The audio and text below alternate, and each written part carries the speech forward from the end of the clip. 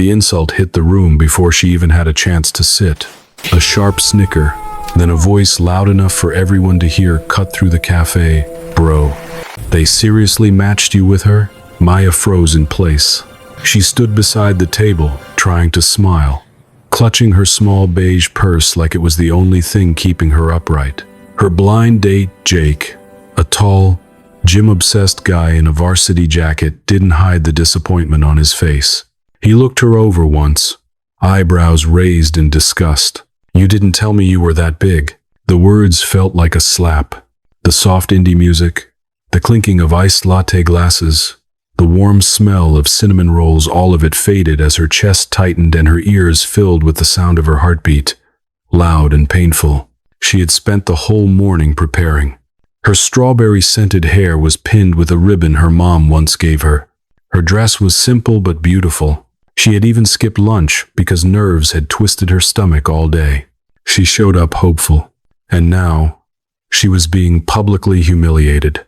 At a nearby table, a little girl with curly brown hair looked up from her crayons, her tiny hand pausing mid-color stroke.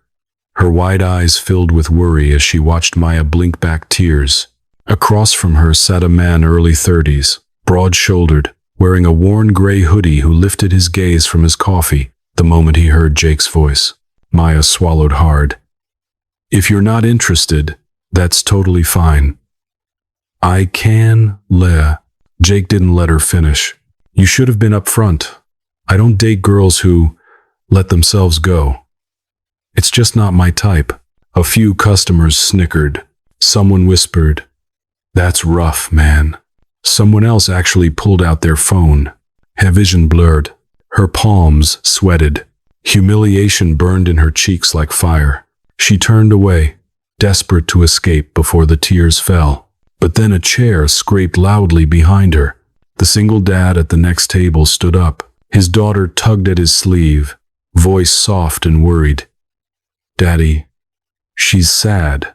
He nodded, eyes locked on Maya with a mixture of anger and something deeper, something protective, something personal. Then he faced Jake, and with a steady, grounded voice that silenced every whisper in the cafe, he said, "Hey, that woman deserves respect. You owe her an apology. Right now." The entire room went still. Maya inhaled shakily. For the first time that night, someone stood beside her. But why did the single dad react so fiercely?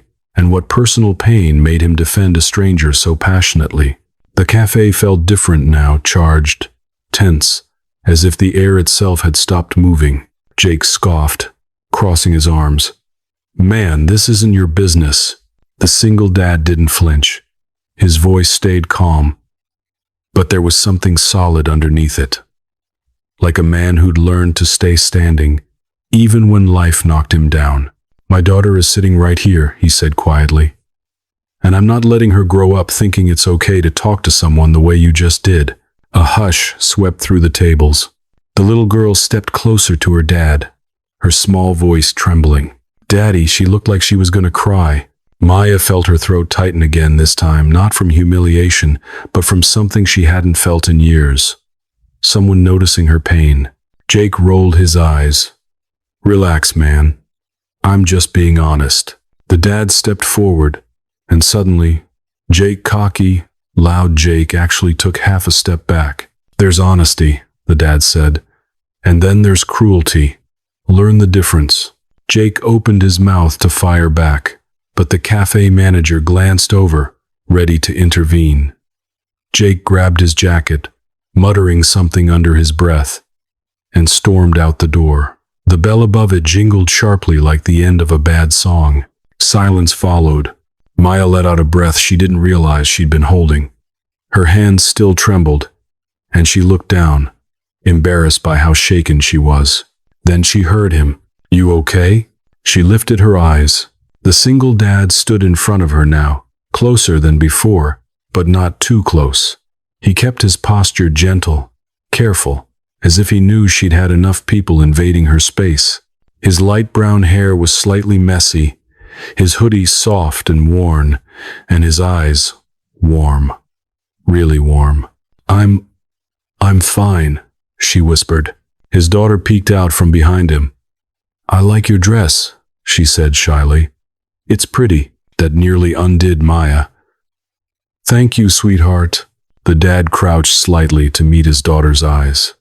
Hey, Emmy. Why don't you sit and finish your picture? I'll help her for a minute. Emmy nodded and hurried back to her crayons. He turned back to Maya. I'm Alex, he said simply. And you don't have to stand here alone. Something in Maya's chest trembled, something she thought she'd lost. A tiny spark of safety. He guided her to an empty corner table, far from the whispers, far from the stares.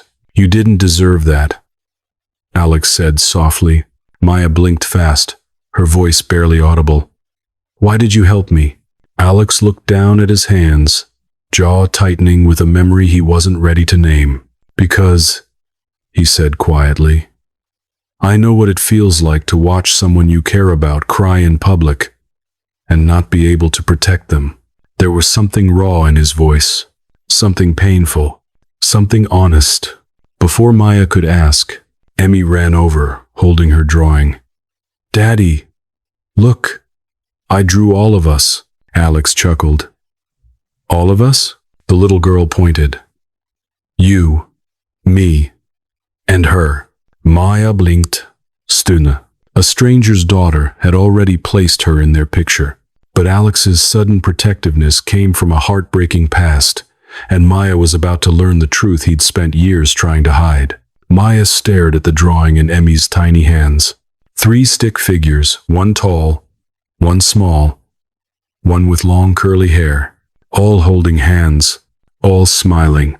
Something inside Maya softened, then ached. She hadn't been included in anything at all in so long. Alex rubbed the back of his neck, a faint blush creeping up his cheeks. She draws fast.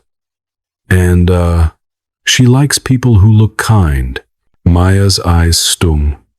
She's sweet. Yeah, he said quietly. She's my whole world.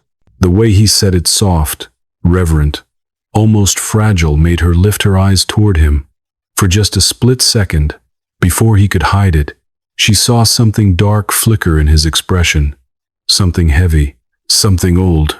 Here, Alex said gently, stepping aside so they could sit. Let me get you some water. When he walked away, Maya leaned back in her chair, trying to calm her trembling. The humiliation from earlier still clung to her skin like cold rain. Her throat burned from holding in tears. She wondered if the whole cafe was still watching, judging, whispering, laughing. Then Emmy slid into the seat beside her. Do you like coloring? The little girl asked. Maya smiled weakly. I used to. A lot. You should again. Emmy pushed a crayon across the table toward her. A silly, uneven, dark blue crayon. Blue is the color Daddy likes. He says it feels safe. Safe. Alex's voice echoed in her head. I know what it feels like to watch someone you care about cry in public and not be able to protect them.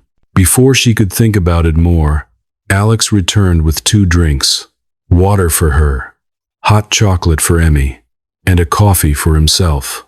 You didn't have to stay, Maya said softly. I know. Alex sat down. But I wanted to.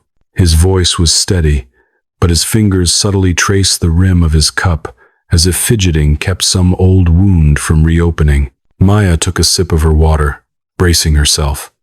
Earlier, the way you stepped in, does that have anything to do with your past? Alex froze for a heartbeat, then exhaled slowly. Yeah, he whispered. It does. He looked toward the cafe window. Outside, the late afternoon sun hit the glass just right, reflecting a soft glow across his tired features. He looked older in that moment, not in age, but in experience. My wife, he said quietly, used to cry in public a lot. Maya swallowed. Used to? Alex nodded, jaw working. She passed away 3 years ago. Car accident. Drunk driver. Maya's breath caught. I was supposed to pick her up that night. He continued. voice breaking around the edges. But I was late. 10 minutes. Just 10 minutes. Emmy was only 2. She kept asking where Mommy went. He stared at his hands. I never got to say goodbye. The cafe sounds faded into a low hum. Even the lights felt dimmer. Maya whispered, "Alex, I'm so sorry." He shrugged weakly. I promised myself that if I ever saw someone crying like she used to, I wouldn't stay sitting. Silence washed over the table, heavy, emotional, human. Emmy climbed into his lap without a word, wrapping her little arms around his neck. Alex kissed her hair, eyes glistening. Maya felt her own tears finally break free, but this time, they came from something different. Not shame, not humiliation, but connection. A stranger had revealed the deepest wound in his heart, just to make sure she didn't feel alone. But Maya carried wounds of her own, and as the afternoon turned into evening, Alex would learn the heartbreaking reason why she feared dates, mirrors, and letting anyone get close. For a long moment, they just sat there, 3 people who were strangers an hour ago, now connected by the quiet ache of truths spoken out loud. The cafe lights had softened into a warm amber glow as the sun dipped lower outside. The world felt slower, gentler, as if giving Maya permission to breathe again. Alex ran a hand through his hair, still holding Emmy close. "I'm sorry if that was too much," he murmured. "No," Maya said softly. "Thank you for telling me, really." But Alex tilted his head slightly. "Your eyes, they look like someone who's been hurt, too." Maya blinked quickly. "Everyone's been hurt." He shook his head. "Not like that." She sighed, hands tracing the edge of her napkin. His words scraped against a part of her she didn't let anyone touch, not even the friends she always told she was fine, not even herself. "You don't have to tell me," he added, noticing her hesitation. I want you to know this table is a safe place. No judgment. A safe place." When was the last time she had one? Maya looked over at Emmy, who had started drawing a new picture. This one had stars, and a giant donut, and 3 stick figures, with very dramatic smiles. The innocence made her heart soften. "I wasn't always this nervous on dates," Maya said finally, voice trembling. "Or this scared of people staring." Alex didn't speak. He didn't push. He just listened completely, gently. "There was someone," she continued. "Someone I trusted. Someone I thought loved me." Alex's eyes softened with understanding. Maya looked down at her hands. "For 2 years, he told me I was lucky he stayed with me, that no one else would ever want me, that I wasn't pretty enough, or thin enough, or worth enough." Emmy paused in her coloring and looked up, as if feeling the shift in the air. "He convinced me I needed to earn his love," Maya whispered, "by being smaller, by eating less, by apologizing for existing." Her voice cracked, and when he finally left, I thought maybe he was right. Alex inhaled sharply through his nose, anger flashing briefly but not at her, at whoever broke her like that. "Maya," he said quietly, leaning forward, "you never needed to earn love. Real love doesn't give conditions, and it sure as hell doesn't keep score." Her eyes brimmed again, but this time the tears felt like release. "I'm trying," she whispered, "but every time I walk into a room, I hear him again." Alex reached across the table, slowly giving her time, room, choice. His hand stopped halfway, palm open. "You don't have to take it," he said. "Just know it's here." Maya looked at his hand. Steady, patient, warm. She didn't take it. Not yet. But for the first time in years, she wanted to. A quiet moment passed before Emmy leaned toward Maya and whispered, "My daddy cries sometimes too. I hug him, so he doesn't feel lonely." Alex closed his eyes, exhaling shakily. "Emmy," he whispered, voice thick. Maya placed her hand over her chest, moved beyond words. The three of them sat there broken, healing, human, and the cafe felt less like a place and more like a moment they were meant to share. As the evening sky turned indigo, Alex looked at her gently. "Can I walk you out when you're ready?" She nodded. Something new touched the space between them, soft, fragile, full of possibility. But outside that cafe, a twist neither of them expected was about to spark a deeper bond, one that would change everything. By the time they stepped out of the cafe, the sky was painted in deep shades of purple and blue, like the world was exhaling after holding its breath all day. Streetlights flickered on, glowing softly against the cool evening air. Maya hugged her cardigan tighter, but for the first time in hours, the tension in her shoulders had loosened. Alex held the door open for her, Emmy's tiny hand wrapped securely in his. "You sure you're okay to get home?" he asked. Maya nodded, though she wasn't entirely sure. Her emotions felt raw, like someone had unwrapped all the hidden parts she'd kept buried for years. But Alex's presence was steady, anchoring. Emmy tugged Alex's sleeve. "Daddy, can we show her the mural?" Alex looked down at his daughter, amused. "The mural? The one Mommy liked," Emmy said innocently. Maya watched Alex stiffen. Not harshly, just a soft, involuntary ache passing through him like a shadow. But he nodded, swallowing gently. "Yeah," he said, "we can show her." They walked down the sidewalk, Emmy skipping ahead. Maya stayed at the slower pace with Alex, their steps falling into an unspoken rhythm. "You okay?" she murmured quietly. He gave her a small, tired smile. "Some memories.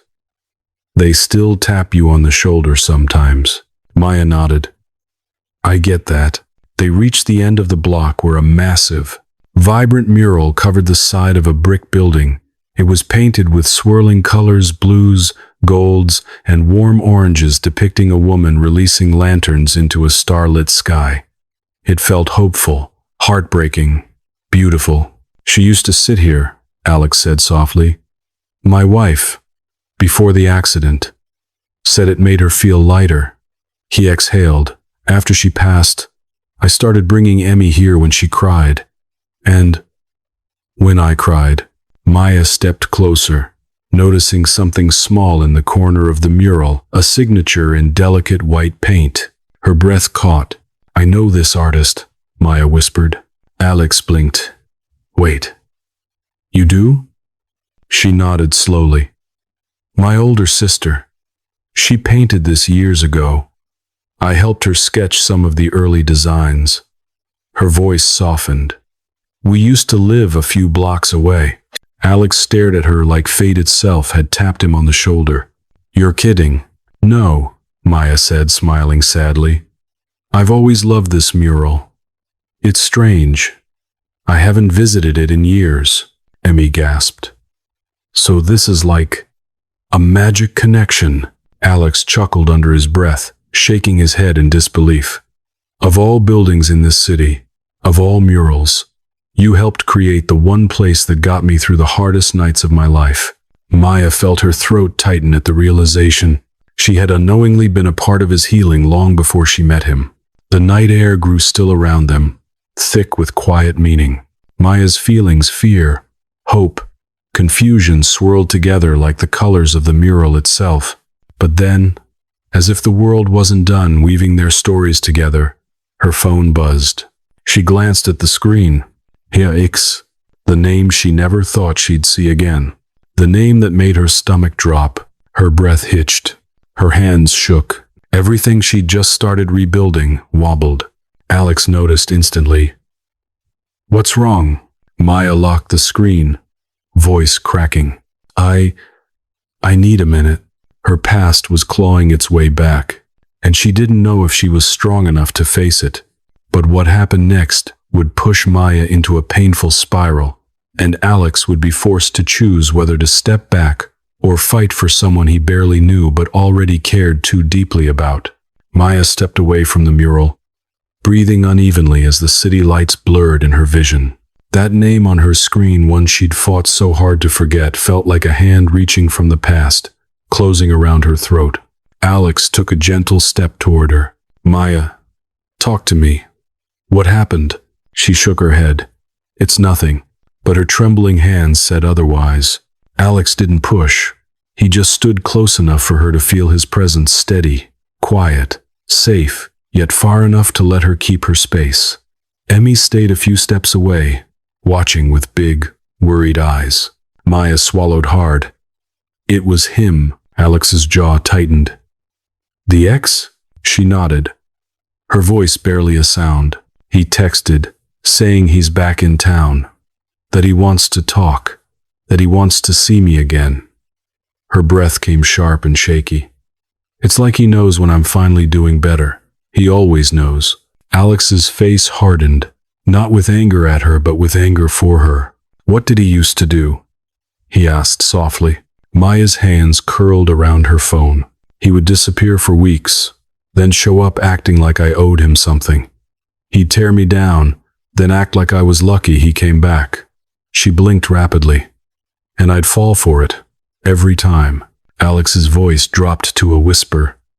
"Are you thinking of responding?" Maya gasped like she'd been caught. "I don't want to," she said. "But a part of me still hears everything he drilled into me." Her voice cracked. "And that part still thinks maybe he was right." In one quiet motion, Alex stepped closer and placed his hand on the mural wall beside her, not touching her, but offering silent shelter.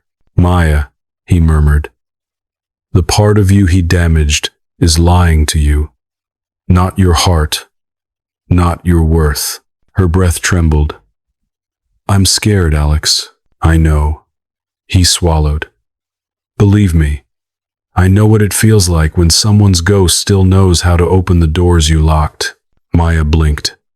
"You mean your wife?" Alex shook his head. "No, not her. Someone before her." He hesitated, the memory clearly sharp.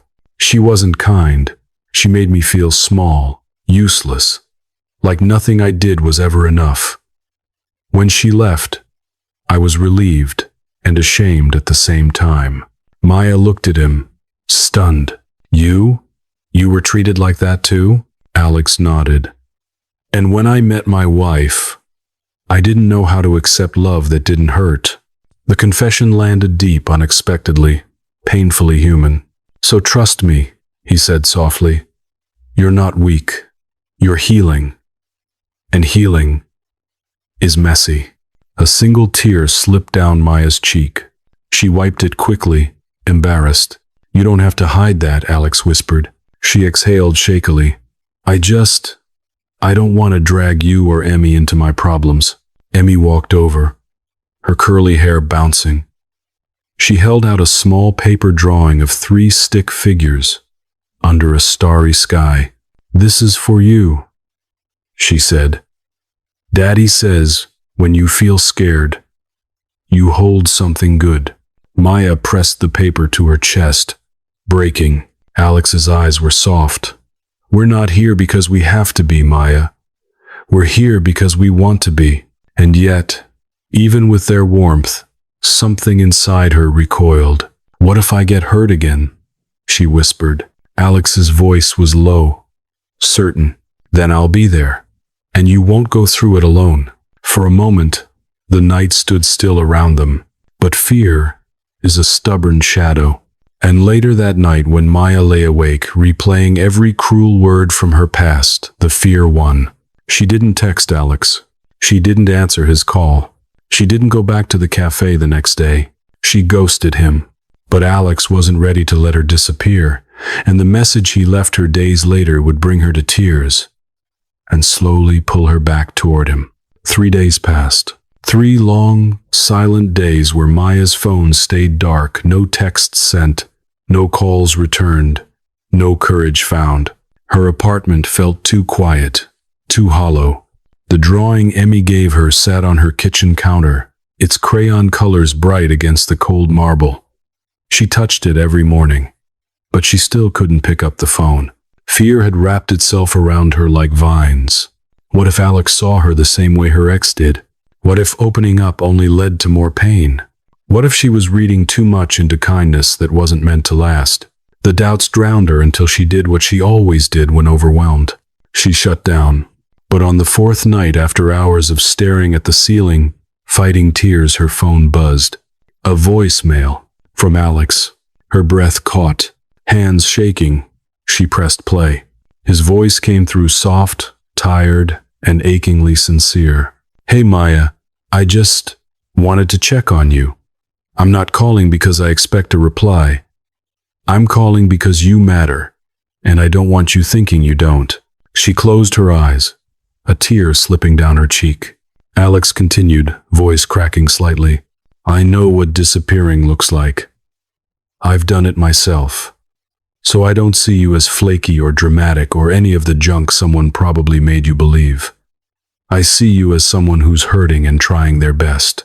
Maya covered her mouth, sobbing silently. Emmy's tiny voice chimed in the background. "Hi Maya, I miss you. Daddy made pancakes shaped like hearts and they were funny." A wet laugh escaped Maya, despite herself. Alex took a breath. "If you need space, take it. If you need quiet, I get it. If you need someone to sit with you without asking questions, I can do that too." A pause. "And if you don't call back, that's okay. I'll still be rooting for you." The message ended. Maya pressed the phone to her forehead, crying harder now, not from fear, but from the unfamiliar ache of being cared for without conditions. By morning, she had decided she couldn't stay frozen anymore. She needed to see him, needed to explain, needed to apologize for disappearing.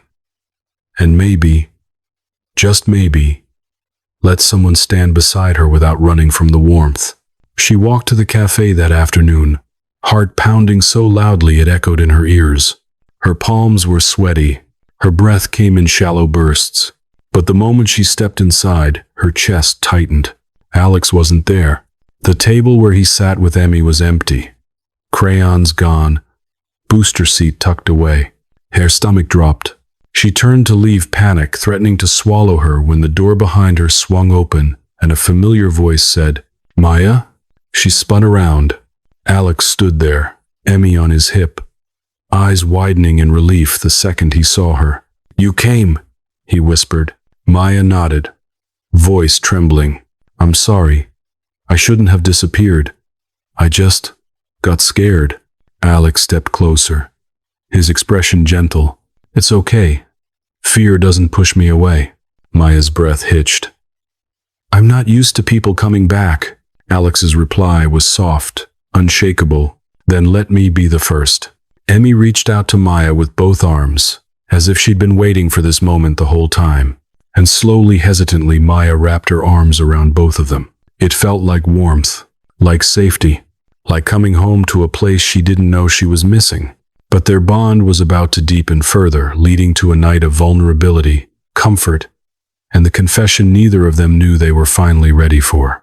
That evening, after hours at the cafe and an unhurried walk through the soft orange glow of the setting sun, Alex invited Maya and Emmy back to his home, not out of romance, not out of pressure, but out of something gentler. "Come have dinner with us," he said. "Just something simple." Maya hesitated for a heartbeat, then nodded. When they entered his small townhouse, warmth greeted them instantly. Warm lights, framed photos, children's books stacked on the coffee table, the faint smell of vanilla and old wood. It didn't feel like a place where pain lived. It felt like a place where healing had tried its hardest. Emmy ran ahead toward the kitchen. "Daddy's spaghetti is so good," she announced proudly. Alex laughed softly. "I make exactly one good dish, but she hypes me up like I'm a 5-star chef." They cooked together, nothing fancy, nothing polished. Maya chopped vegetables while Alex stirred the sauce, their shoulders occasionally brushing, sending tiny warmth-filled sparks between them. Every movement was gentle, every moment unforced. At the table, Emmy told exaggerated stories about school and art class, making both adults laugh more than they had in weeks. Maya found herself watching Alex, how he listened with full attention, how he encouraged Emmy, how he checked on Maya with small, almost invisible glances. He wasn't performing kindness. He lived it. After dinner, when Emmy was tucked into bed, Alex and Maya stepped onto the back porch. The night was quiet. A slight breeze moved the wind chimes above them, filling the silence with soft, calming notes. "Maya," Alex said, his voice low, steady. "I'm glad you're here." She looked down at her hands. "I'm scared," she admitted. "Scared of messing this up. Scared of letting someone in again." Alex took one step closer, not touching her, simply standing near enough that she could feel the warmth of him. "You don't have to rush anything," he said softly. "You don't have to be ready. You just have to be honest. With me. With yourself." Her eyes shimmered as she whispered, "What if I let you down?" He shook his head gently. "You couldn't. Not by being real. Not by healing." For a long moment, they just breathed together. Slow, steady, grounding. She lifted her eyes to meet his. There was something unspoken there, something both had tiptoed around for days. "I care about you," Alex said, voice trembling the slightest bit. "More than I expected. More than makes sense for how long we've known each other." Maya's breath hitched. "I care about you too," she whispered, "and that scares me. But it also feels right." Alex smiled, small, vulnerable, relieved. He offered his hand. This time, she took it. And when she did, something inside both of them eased like two pieces finally recognizing where they belonged. Months later, Maya would stand in a sunlit park, Emmy's small hand in hers, watching Alex kneel with shaking hands and teary eyes as he held out a simple ring. Not flashy, not showy, just honest, just love. "Maya," he said, voice thick with emotion, "you turned the darkest mural of my life into color again. Will you build a family with me?" Her yes came out as a laugh and a sob all at once, and Emmy wrapped them both in the biggest, happiest hug, shouting, "We're a team now." Years later, their living room walls would be decorated with Emmy's drawings, 3 figures holding hands, every picture brighter and fuller than the last. Final message to viewers: healing is messy, love is patient, and sometimes the family you're meant to have isn't the one you started with. It's the one you grow into, hand in hand, heart to heart, one brave step at a time. Soft call to action. If stories like this touched your heart, stay with us. There are more stories of hope, healing, and second chances waiting for you.